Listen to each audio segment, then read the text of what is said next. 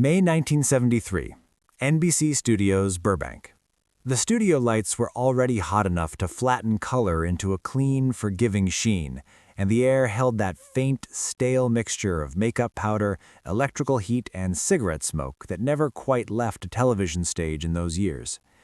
The audience had just finished applauding, claps thinning into scattered taps, as the red tally light on the main camera settled into its steady glow.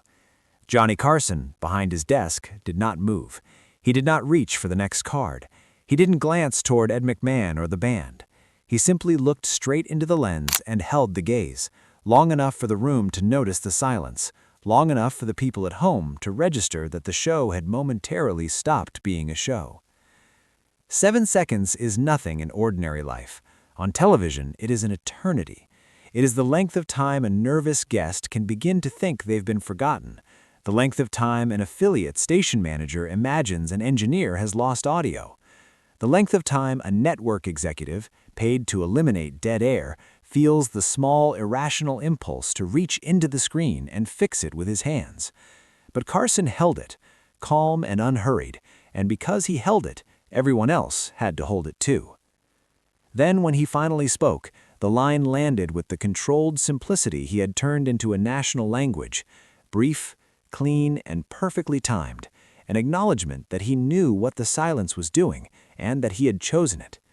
The audience laughed, not only because the line was funny, but because laughter was the release valve. In the studio, the laugh restored motion. At home, it restored trust. That is the thing people often miss about Johnny Carson. The cultural power was not only in the jokes, or the guests, or the ratings. It was in the management of time, his ability to stretch it, compress it, and make a nation follow his pace without ever feeling commanded. He did not need to shout, or gesture, or announce authority. He simply sat behind the desk and let the desk do the talking. The desk is the symbol you have to watch. Carson's desk on The Tonight Show was never just furniture. It was an instrument panel. It was a boundary line. It was a promise that whatever happened on the other side, celebrity nerves, political ambition, network anxiety, public embarrassment, would be handled with professional calm. In photographs from the era, the desk looks almost modest, a polished surface, a microphone, a stack of cards, a coffee mug, perhaps a cigarette resting in an ashtray. But for 3 decades it functioned like a throne that pretended it wasn't one. Television history is full of louder revolutions, but late night in the Carson years was built on quieter rules. The Tonight Show's modern template, monologue, desk, interviews, comedy spots, music, became the default architecture of American late night, repeated for decades after him. That structure is not accidental. It is a system designed for comfort and control, where the viewer always knows where the host will be, always knows where the camera will return, always knows that if the night has been strange, the desk will still be there. By the early 1970s, Carson was not merely hosting a program, he was presiding over a national ritual. Bill Zame, writing for PBS's American Masters, described Carson as a smooth midnight sentinel king, with political jokes and cultural enthusiasms that could sway taste at whim or wink. And he emphasizes that Carson's sidelong glance into the camera could say what he chose not to say aloud, only louder. That glance, sometimes playful, sometimes skeptical, sometimes just tired, was a form of leadership. And leadership in late-night television is not declared, it is granted. It is earned by the audience, night after night, as they decide whether to trust the person who is with them at the most unguarded hour of the day. Trust is the currency of a desk. When Carson moved The Tonight Show's primary base from New York to Burbank in 1972, the change was not simply geographic, it was symbolic. New York was the center of broadcast seriousness and the mythology of live performance. Los Angeles was the capital of the entertainment machine. Carson, who had thrived in the Rockefeller Center years, understood what he was gaining, access to Hollywood stars, and what he might be losing, the compressed intensity of New York television, the sense of being in the middle of the country's cultural weather system. Vanity Fair's account of that era, built with recollections from writers and staff, describes the early New York show as having a ring-a-ding quality, a feeling of live immediacy even when taped earlier, and notes how the smallness of Studio 6B, originally a radio studio, added pressure and energy. When the show moved west, the space became larger, less theatrical, and the taping schedule shifted earlier, creating a different atmosphere. But wherever the show was staged, the center remained the same: Carson and the desk. The desk offered consistency in a medium built on volatility. Guests came and went, writers rotated, musical fashions shifted, presidents rose and fell. But the desk stayed, and with it the illusion that the nation's nightly anxieties could be handled with a raised eyebrow and a clean exit to commercial. That is why 7 seconds mattered, because it revealed something that was usually invisible, that Carson could stop the machinery of television with nothing more than stillness. And that stillness carried a kind of intimidation, not theatrical intimidation, not the intimidation of anger or humiliation, but the intimidation of competence. It reminded every producer, every guest, every executive, and every viewer that he understood the medium better than they did. He could create tension without drama. He could generate suspense without raising his voice. And then, when he chose, he could dissolve it with one line, delivered as if it had been effortless. What people expected from Carson in that period was reliability. They expected the familiar arc, the monologue, the guests, the gentle flirtation, the occasional chaos from a comedian who couldn't stop improvising, all contained by Carson's calm. They expected the host to guide the hour like a professional pilot, smooth, predictable, no visible turbulence. But what happened in moments like this, those tiny, controlled disruptions, was that Carson reminded everyone that reliability was not the absence of power. It was power rendered invisible. Television producers hate dead air because it threatens the illusion that everything is under control. Carson understood the threat and used it anyway, not recklessly, but precisely. The pause was not a mistake, it was a demonstration. In the language of television, the desk is where mistakes get forgiven, if they can be forgiven. The desk is where a guest who is lost can be rescued with a new question. It is where a joke that lands wrong can be softened by a smile. It is where the audience can be recentered if the room begins to tilt. Carson's authority was not only comedic, it was structural. The Wikipedia entry on the program notes that Carson's Tonight Show established the modern late-night format and that he was a comparatively cool host. It also records that guests who disrupted the show or offended Carson risked being blackballed because the value of the platform was so great that most guests were willing to accept the risk. That is not merely social power. It is institutional power, built into the ecosystem of entertainment publicity. To appear on The Tonight Show meant more than exposure. It meant certification. The desk functioned as a stamp of legitimacy. Comedians in particular understood that to be invited to sit at Carson's right hand after a stand-up set, moving from performer to guest, was a career threshold that could not be replicated elsewhere. The Vanity Fair piece captures this atmosphere, describing the rapture of being summoned to that seat, show business heaven, because Carson's approval signaled that you belonged. But approval always has a shadow.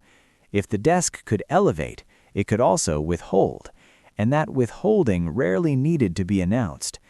In a world where the most valuable thing was access to an audience, to a network, to a cultural moment, Carson's desk was a checkpoint.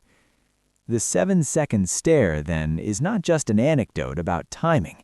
It is a miniature documentary of how American television operated in the late 20th century. The host's control was not maintained by visible force, but by the quiet expectation that everyone would follow the rhythm he set. That rhythm mattered because the country needed it. Zeem, in the PBS essay, frames Carson as a nightly reassurance, someone watched during hours most intimate and vulnerable, a steady presence that cured innumerable cases of the blues and mercifully interrupted millions of arguments. He quotes critics and cultural figures describing Carson as a kind of national sedative, not in a cynical way, but as a recognition of television's role as shared emotional regulation. In that context, the pause becomes even more interesting, because what Carson did in those 7 seconds was momentarily remove the sedative. He let the viewer feel the raw edge of being watched. He let the studio feel the instability that live entertainment always contains, even when it is tightly produced. And then he restored the comfort, proving that he could take it away and bring it back at will. Performance versus authenticity is often discussed loudly in memoirs and interviews, as if the two were always enemies. In Carson's case, they existed in a more disciplined arrangement. He was, by multiple recollections, shy off camera, and most alive when the red light came on. Vanity Fair quotes staff describing him as a quiet man whose transformation happened precisely when the show began. That is not hypocrisy. It is craft. And craft, at the level Carson practiced it, can look like ease. But ease is often an illusion produced by repetition, by anxiety mastered through routine, by a mind that knows exactly where the danger points are. The desk, again, was where that craft was most visible and most concealed. Behind the desk, Carson could anchor himself. He could touch the cards. He could shift a pencil. He could let a cigarette burn down. The desk gave him something solid while everything else, the guest's mood, the audience's temperature, the sponsor's demands, remained fluid. When he stared at the camera, he did not leave the desk. He did not stand up. He did not wander into the audience. He stayed behind the boundary and used nothing but time and eye contact. That is the essence of his method: control without display. If you want to understand why that mattered, look at how rare it would be now. Modern late night is faster, more segmented, more nervous about silence. The cultural center is fragmented across platforms.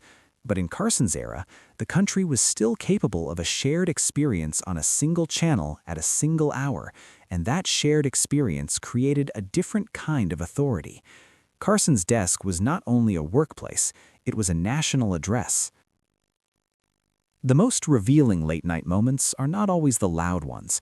Sometimes they are the moments when the host refuses to fill space. In the Grodin-Carson dynamic, for example, there is a well-documented tension in which Grodin deliberately challenged talk show conventions, and Carson managed it with restraint, sometimes visibly irritated but rarely derailed, an illustration of how the desk could become a site of negotiation over who controlled the tone of the room. The existence and notoriety of that September 5, 1990 appearance underscores that Carson's composure was itself part of the show's contract with the audience. If you want, I can base a companion script on that specific episode, which has clear dating and widely circulated footage. Charles Grodin asks Johnny if he cares about his guests, 09/05/1990. But the title you gave, Johnny Carson stared at the camera for 7 seconds, then dropped the perfect line, is less about a single guest than about a signature weapon, the controlled pause. It is about how late-night television at its peak used restraint as spectacle. Because restraint reads differently when millions are watching. At home, a viewer might not consciously count the seconds, but they feel them. The pause creates a small question. Is something wrong? Did I miss something? Is he about to say something serious? In that fraction of time, the viewer leans in. The viewer becomes alert. The viewer is reminded that this is not a recording they can control. It is happening now, or at least feels like it is. And then, when the line comes, the laughter does more than entertain. It reassures. It says the system is intact. That is why Carson's authority could be invisible, as writers and critics have often described it. It did not require overt dominance. It required the audience's participation. Carson did not command attention like a demagogue. He invited it like a professional who knew exactly how much tension the public could tolerate at midnight. There is a moral seriousness to that kind of entertainment, even if the content is jokes. It is not important in the way politics is important, but it is important in the way ritual is important. The country returned to it nightly. People structured their evenings around it. Publicists built campaigns around it. Comedians calibrated their material for it. Networks protected it as a profit engine and a cultural flagship. And Carson understood, perhaps better than anyone, that the audience was not only watching him, they were using him.